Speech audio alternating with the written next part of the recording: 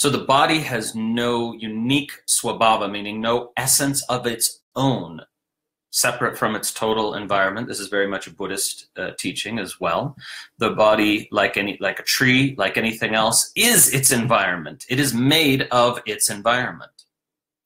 And therefore, even though it might seem convincing on the superficial level to sort of draw a boundary and say, me, not me, it's completely a mental construct, because there is no body separate from environment. It's constantly exchanging material with its environment, both on physical and more psychic levels, we could say, right? In the terms of thoughts, it acquires thought constructs from its environment, and it sort of dumps them into its environment as well, and perhaps sometimes contributes.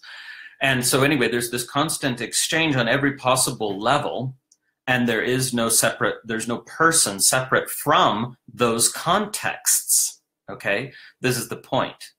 So what he's saying here is the drawing of a boundary by which one calls a certain collocation of percepts, my body, is itself a mental construct, okay? And I came up with this analogy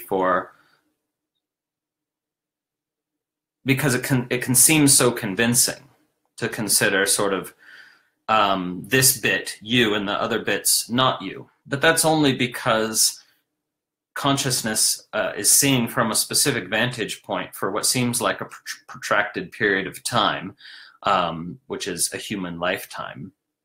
But it's really no different from to identify with this is really no different from somebody who lives in a building all their life and who starts to believe that they are the building, just because they're constantly sort of seeing everything from the point of view, that is to say their perspective or vantage point is geographically limited by this building they're occupying for their whole life in this analogy. But just because your vantage point, just because consciousness has a vantage point that is to some extent restricted for a certain length of time, that doesn't mean that what consciousness is looking through or out of is more self than anything else, because that which consciousness is looking through is every bit as much an object of perception as a means of perception, right? So you're using the body-mind, or consciousness is using the body-mind to interface with the rest of the world. So it is a means of perception, but it also can be at any moment an object of perception. You can, observe the body, the mind, the thoughts, the emotions. So you're both seeing through this body-mind, and indeed those thoughts and emotions can function as a kind of distortions in the lens that you're using to see through. But it's also can become, with self-awareness, an object of perception. Hence, the argument here being that you can't really rightly say that you are more, that what you are is this subset of the contents of consciousness as opposed to that subset of the contents of consciousness. Because it's actually one continuous field of matter energy. It just happens to be seen from a particular vantage point in this lifetime, and can and will be seen and was seen from other vantage points. But the whole point here is that it's an arbitrary act, based in cultural conditioning, to divide up the field of the contents of consciousness and call one subset of the contents of consciousness me, and this other subset everything else not me. Okay, hopefully that makes some sense. So let's move on to verse 9.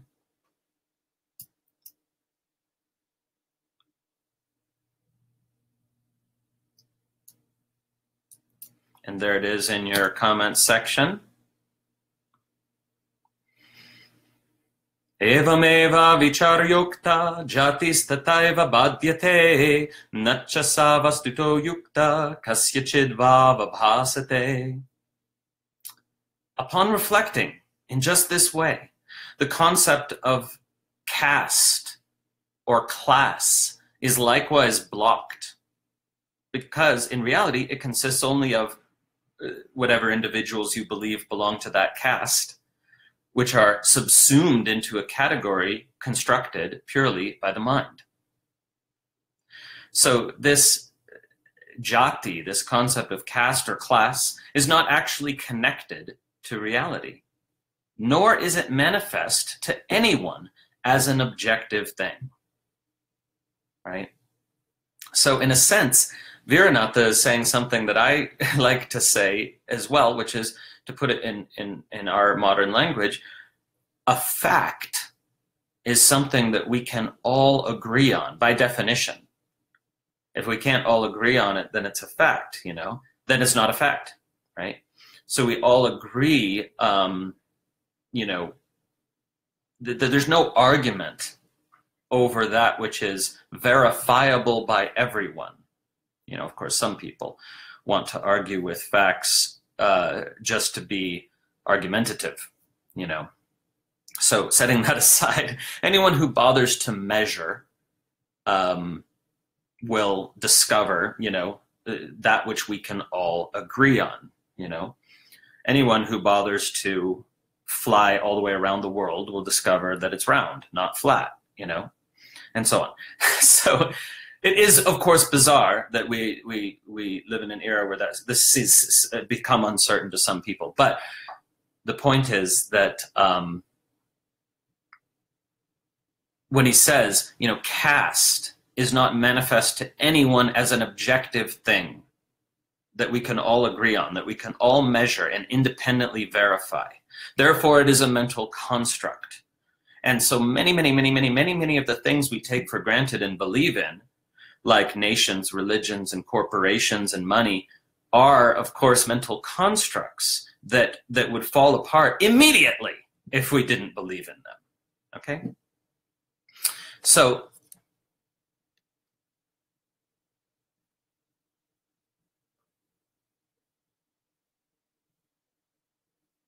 he says, nacha sa vastuto yukta. You know, this concept of caste or class is not connected, yukta, to reality, or it's not found in sort of actuality, vastuto. So let's move on to the final verse of this section. You know, moving a little bit fast because we want to spend more time on the practices and get to them a little sooner. Verse 10. Nama pitra kritam mithya kriyana niyatayataha guni yadi bhavet kaschid bhavanti bahavo gunaha. One's name is given by one's father or parents. So that's not who you are. To label someone with a verbal noun related to their occupation, like to call someone a teacher or a cook, this is illusion, since that person is not restricted to that action alone. If someone is considered in terms of the fact that she or he bears a certain quality, we object that there are many qualities, uncountable qualities, and therefore to label that person according to any one of them is arbitrary. So the identity denoted by a specific name is itself a mental construct that we call ego, right? A collection of self-images that are sort of artificially bound together by name. Like we believe there's an independent entity called you know, Christopher or whoever, that and that name sort of reifies, gives a artificial sense of reality to what is really just a collection of thoughts. The ego is just a collection of self-images, of persistent thoughts about oneself. So, and also in terms of, conceiving oneself, in terms of perhaps not one's name, but in terms of one's occupation in life. I'm a teacher. People say that. I'm a cook. I'm a whatever, as if that defines their identity.